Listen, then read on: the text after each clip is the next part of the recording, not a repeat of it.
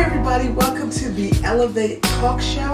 I am your host, Deanna Johnson Coffin. And I'm Adrianna Coffin, your co-host, and we're the mother-daughter talk show that wants to elevate your family. Well, we're always excited when we can come to you with a new show, and this week's show is great.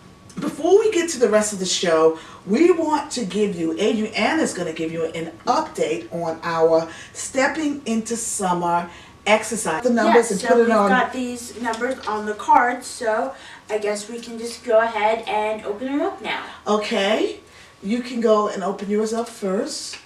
Well, we can open them up together. So this is for 2 weeks, right? 2 weeks this is 2 weeks worth of steps. So yes. The week before last and this week. So how many do you have? My steps for the last 2 weeks totals 76,816. What's yours total? I have 111,222. We're going to take a quick little break, but we will be back. Don't go away. Okay, so here we go with our old tech, new tech challenge. Today is Adrianna's turn to navigate only using a map. Navigate and take us to the Northwest Trail of the Atlanta Beltline. So, this without any use of technology other than a good old-fashioned map. Adrianna, hold up the map. Good old-fashioned Rand McNally Atlanta street map. Let me tell you, folks, and I'll ask you, have you ever used a street map before? No. Never, right? Never. So this ought to be very interesting, especially since I'll be the one needing the navigation. There's a guide of like a list of streets. Yeah, well, you've got to open everything up. Like She's got her pencil and her pen. In her thing, so she's gonna. Step 1: can I even open them? Exactly. Here we go. Okay. All right. This is okay. So you see, you couldn't go anywhere back in the day if you had bad vision. This stuff is so small. That's tiny. Okay, hold on. Where's the top? Yeah. Okay, how does this work? You have the name of your street, right? And where are we going? We are going to Gulfview Road, Northwest Atlanta. Right. So this is in alphabetical order. Right. So F. So this is G. G. We need to go to G-O. G. This is G-L. On the table. Okay, hold on. My spot. Okay, this is blue. And you're going to probably need G-O-L. something to mark it with. Gulfview Road, Northwest. Okay, there you go. You circle it, underline it, asterisk, all of the above. Northwest. So what is it telling you? So it says Atlanta and it says V18. Do you know what that means? So is V18, is that like something, is that grid thing? You tell me. Okay, so let me write down V18 okay. So that I don't have to look at it so tiny. Okay, that's good. That's a clue. That's a clue. All right, she's flipping the map over, folks. Okay, so hey, be careful with my map. Okay, so here's the grid. Here's the grid. Okay, so this is V. Okay, that's V. Uh-huh.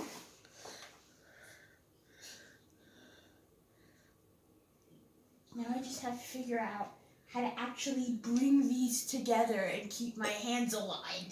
Exactly. So you've got your V. Okay, so I'm just going to go up. Up. V. Okay, so I'm bringing that up to V. And they're meeting. And this over. You need to mark. Okay, hold on, but do I actually see Gulfview Road? You should. I mean, How did I end up near Peachtree Street? Oh, maybe that's where you're supposed to be. I don't. Okay, so where's V18? Okay. You making that? Wait a minute. I was not at V. Okay, that's V. That's V. Make sure you're at V. This is at V. Yeah, good. That mark there. This. Uh huh. Bring it over to 18. Which is? Right here. No, I'm gonna take this up to V. Right, I think that. Okay. How did y'all get anywhere? No wonder the people in the olden days only went 15 miles away from their house. Johan, Adrianna, I'm not that old. This is not the 1900s. Well, I guess it was the 1900s. I was in the 1900s. Oops. Oops. Okay. Yeah, you were in the previous century. That's why I said a marker. Okay. That's okay. That's fine. Am I up to V? Okay, that's still not up to V. I'm at W. So where are you at in town? But that's okay. Okay, I'm near Where? Northside Park. Okay. Okay. So 8V. Good. Okay. That aligned up with V. No, that's still mostly aligned with W. So you're too far up. And too far down. Okay. Now we're lined up with V. Okay, I think I see a golf course. Okay, that's a good hint. That's a good hint. Okay, so this is near Bobby Jones Golf Course. Okay. V18. V18, so now I need So if you're near a golf course, that's going to be a good sign. View. Memorial. Okay, here we go. Golf View Road. Okay. Is that northwest?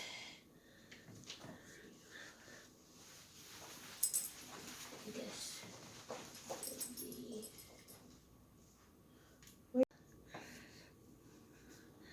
So you found DeKalb County and Pine Hill Drive? Yeah.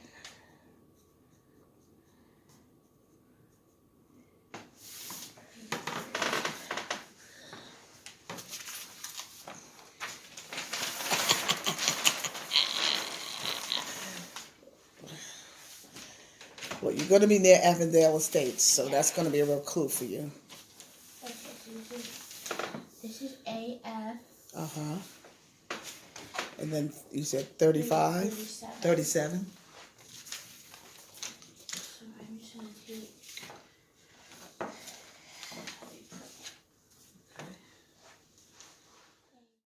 Yes.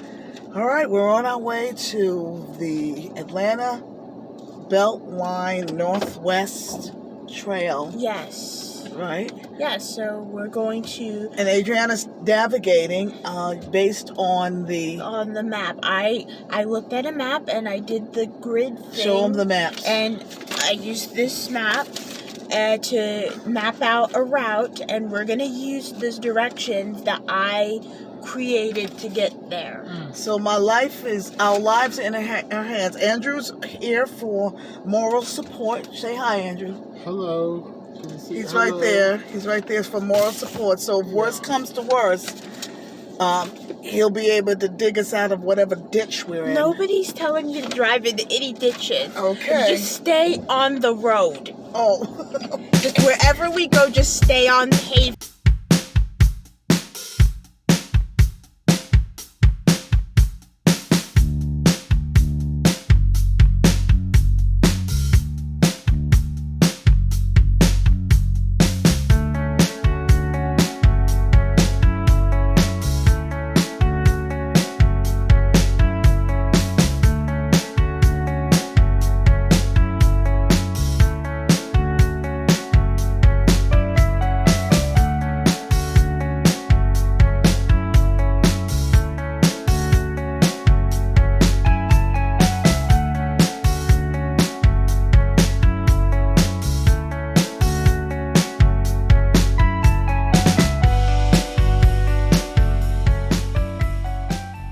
What am I doing? So we are looking looking for Emerald Street, and then from Emerald we'll go to Bellman.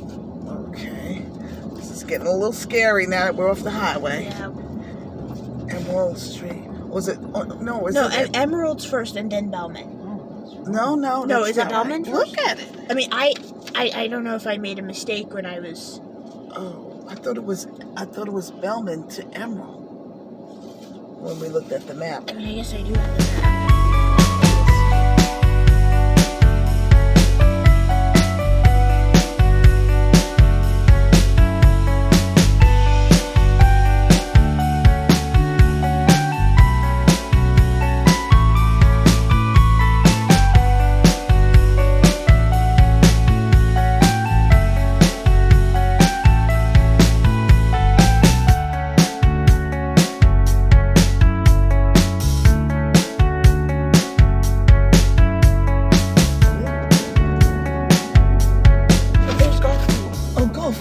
You found it. We found it? Yeah, it's right here. Gulfview Road. Oh, that's Drive. Gulfview Drive. Is it Drive or Road? Yeah, Well, you did get us to Gulfview. Maybe that's what you looked up. Oh, sorry.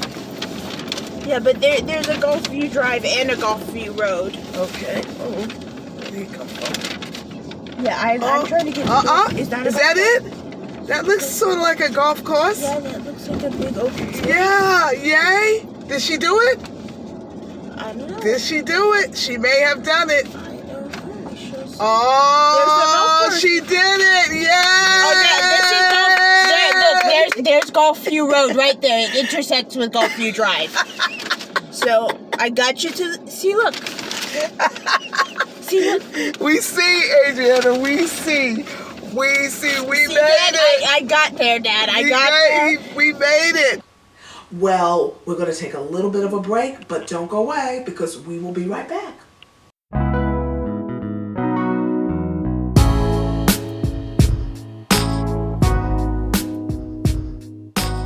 Okay, welcome back to the Elevate Show, and we're going to be talking about adopting a family pet.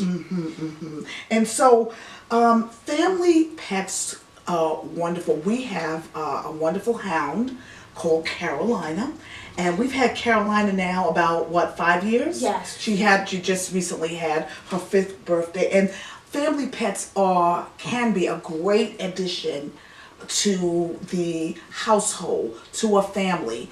However, I think Adrianna and I both think it's very important for families to evaluate the commitment that comes with owning a pet, including the amount of time, don't you think? Yeah, that's really important. And when we talk about time, we're talking about time long term and time short term. I mean, not just the daily time, but as in how much time it takes to take care of the needs of the pet. But whether or not this having a pet is the right time in your life, because certain times of your life can lend itself better to owning and caring for a pet than other times of your life, don't you think? Yeah, definitely. Like if you've got a job where you have to travel a lot, I mean that it may not be the right time for you to have a pet since you'll be gone so much. Also, if you're dealing maybe with a chronic illness, that because pets do require a good amount of care, that also may not be the right time, especially if you're going back and forth to doctors and hospitals and those kinds of things. So that's one of the I would say probably one of the number one things that you want to care for. One of the number one things. What else would be something that a family or an individual should take into consideration before considering adopting a pet? Well, it's really important to consider the costs of adopting a pet, both the upfront cost, the adoption fee or the fee that you would pay to a breeder, and also the ongoing costs such as food, medical care, crates, boarding if you're going on vacation, that kind of stuff. Yeah, for sure. And let me tell you, it does add up. And I think you have to count the cost ahead of time. Before you make those decisions. One of the things that we came to consider was, and that, like I said, and those kinds of things will vary based on the kinds of dog, because some dogs lend themselves more to injuries and, inbreed type of things, don't you think? Yeah, like a lot of your purebred dogs, because they lack genetic diversity, they tend to have a lot more illnesses. So you really need to research the breed of dog that you're adopting before you make that commitment. Wow. And speaking of breeding, you mentioned, we've talked about the pros and cons of purchasing a dog from a breeder versus purchasing a dog from a rescue dog from a shelter. The prices vary greatly from those two things, don't you think? Yes, I mean, adopting from a breeder can be very expensive. I mean, because most of the dogs are either purebred, or if they're not purebred, they are designer mixed breed dogs that are bred to look a very specific way. Right. So that can cost, up to, it can cost thousands of dollars per puppy. Right. And we, of course, were not prepared to pay that kind of money, so we adopted a dog from a shelter right here in Atlanta. After our other dog died, we shortly thereafter, within a few weeks, we went around to various shelters in the metro Atlanta area to look at dogs. And it was quite a process, because it took a few weeks for us to find the right dog. And then we went to a shelter in the city of Atlanta. We found Carolina at that point, and they let you spend a little time with the dog in a dedicated area. Yeah. And and it just sort of gelled, and we knew at that point that Carolina was going to be our dog. Just the chemistry was right. And which brings me to my next point. How do you determine what kind of dog to purchase? I guess that's personal preference, of course. Yeah, but there's a lot of things that could determine what kind of dog or cat you purchase. True. Like if you have, if you're gone a lot, if you work long hours, you might be better off having a cat, because they don't require as much maintenance. True. Also, it's your personality. Yes. If you, want a dog that's very energetic, very intelligent, you might be better off with a hound or a terrier versus, another type of dog that just is more lethargic and low energy. This is true. And so it depends. Or if you're an older person and you want a dog with low energy, you want to research dogs that don't require as much walking, maybe not low energy, but you know what I mean? You need to research that. You need to put the time and research it. If you don't have time, or if you're not able to walk your dog on a regular basis, having a smaller dog that can just get exercise running around your house would be a great option for you. Now, and certain dogs lend themselves to certain characteristics. Jerry, our first dog, she was a mix. Well, she was terrier. Jack Russell Terrier Dachshund mix. Right. And she was notorious for digging out of the yard and getting out regularly. And we would put, we have a fence all around the yard. We would do things to keep her in. But that's part of her personality. Don't you think? Yeah. Terriers tend to do that, don't they? Yeah, they tend to dig, they tend to escape. Yeah, right. And she would go to the same place, but that's another story. Yeah, another thing you really should consider for the health of the dog is your climate. If you're adopting a long-haired breed like a collie or a husky or a Bernese mountain dog, they tend to do better in colder climates. Oh, wow. So if you're living in, Florida or California, it might be very hard for that dog to live there. Wow. Very, very good thing to mention. The other thing that I found to be very helpful in the shelter that we adopted our dog from did this, and maybe all shelters do this. They basically sat down and counseled us. First, they wanted to find out whether we had owned a dog before, which we had for many years, but they also wanted to find out that whether everybody in the family, everyone who lived in the household was on board. And I think that's a very important thing to consider. They said that they had problems before with someone adopting a dog, but then the other persons or persons in the household not wanting the dog in the house, and then inevitably the dog had to come back to the shelter. And so I think it's very important to consider whether everyone in the household is on board with adopting the animal, whether it's a dog or a cat or a gerbil, although we're primarily dealing with dogs and cats in this situation. But because that's not always the case. We know I have some friends where the wife wanted a cat, but the husband didn't. And that can cause friction, don't you think? And unnecessary stress. So it needs to be decided and talked about ahead of time to make sure everybody is definitely on board with having the pet, right? Yeah, that's a big deal.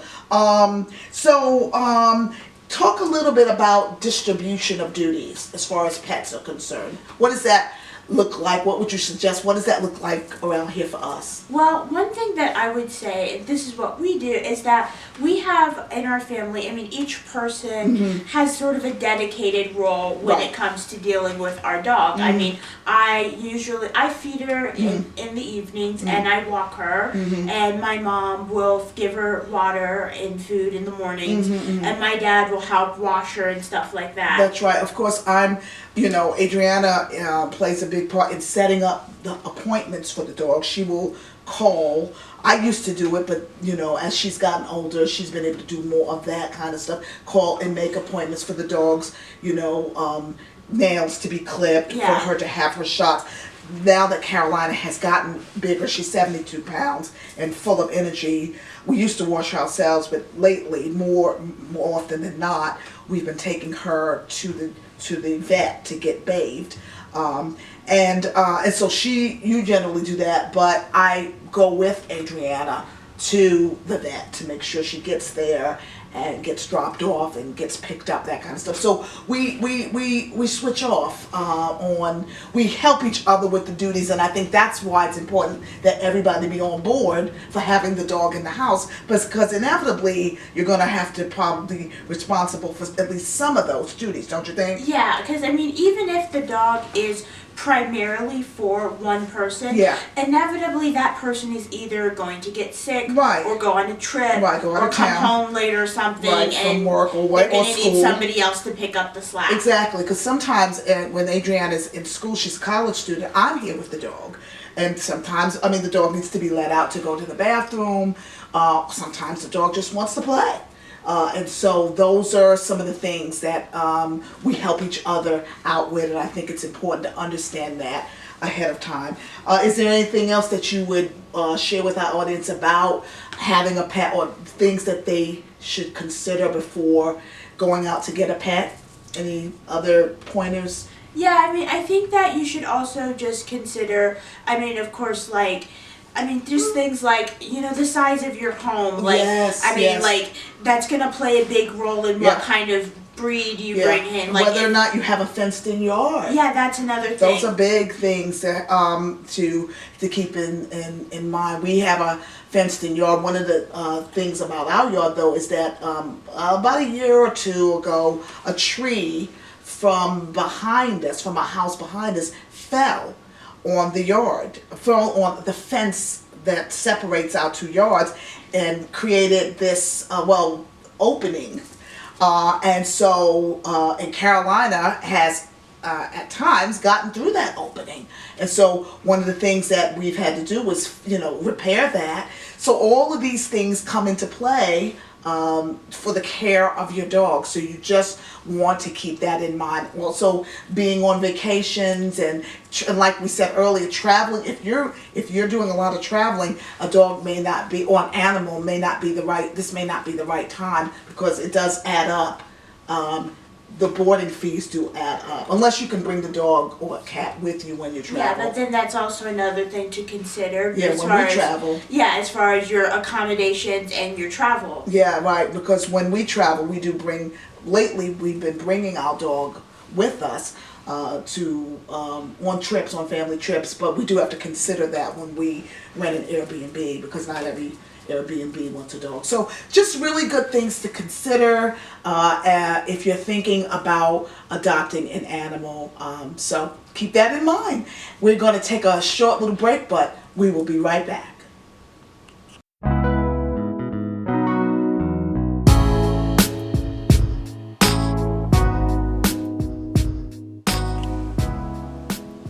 Well, we are back, and in this part of the show, we are going to do a segment called Around the Town. And this week, we are taking you to Ellijay, Georgia, which is up 75 north, and in the mountains. And can you tell them a little bit about Ellijay? What's Ellijay, Georgia known for? Well, Ellijay, Georgia is the apple picking capital of Georgia. Yeah, so yeah. if you're looking for somewhere to pick apples this fall, that's the place for you. Go to Ellijay. It not only features great places to go apple picking, but it has waterfalls, it has beautiful mountains, it has wonderful chalets and retreats and mountain homes. It's a beautiful place to have a retreat, which is why we went there. So take a moment and take a look at our video to Ellijay, Georgia.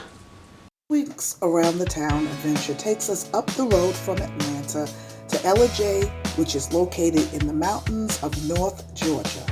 My husband Andrew and I recently had the opportunity to visit Ellijay while on a church leadership retreat. The rustic chalet tucked away in the beautiful mountains and the lovely deer that visited us from the nearby woods made a wonderful setting for a weekend retreat. Ellijay is an outdoor lover's wonderland. Whether hiking or mountain biking on area trails, relaxing at a local winery, or having a tubing adventure on the Cartacay River, there's so much to do. Ellijay is also known as the apple capital of Georgia, and people come from far and near to pick apples. The city also holds the annual Georgia Apple Festival in October. Like most towns across the country, downtown Ellijay is complete with historic homes, quaint bed and breakfast inns, and local government buildings. Taking a drive on a quiet mountain road or sitting around a fire pit with friends is a great way to finish off a lovely weekend getaway. As we left, we were met by one of the many deer that call Ellijay home, and although we were sad to go, we look forward to returning in the fall. Well, we're going to take a break, but don't go away. We will be right back.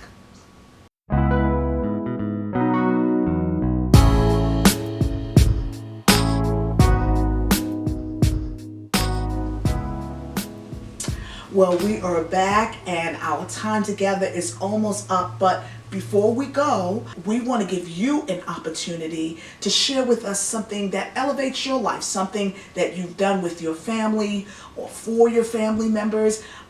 We want you to share that with us so that you can elevate the lives of the rest of us. Adrianna, can you share with our audience how they can do that? Yes, so if you want to have your stuff featured on the Elevate talk show, go to our Elevate Facebook page and subscribe.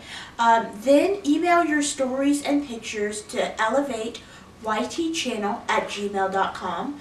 You can also become a friend of the Elevate Facebook page, and that will allow you to share your stories and pictures with us there too. Exactly.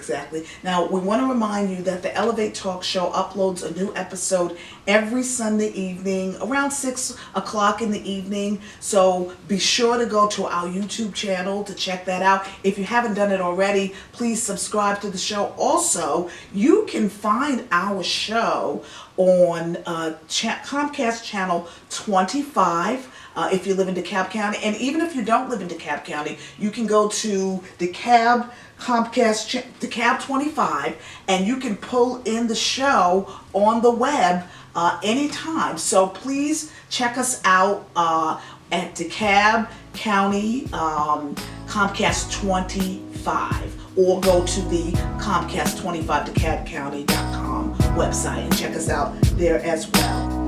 Yes, so thank you for watching the Elevate Talk Show, and we hope to see you next week. Have a great week. See you next time.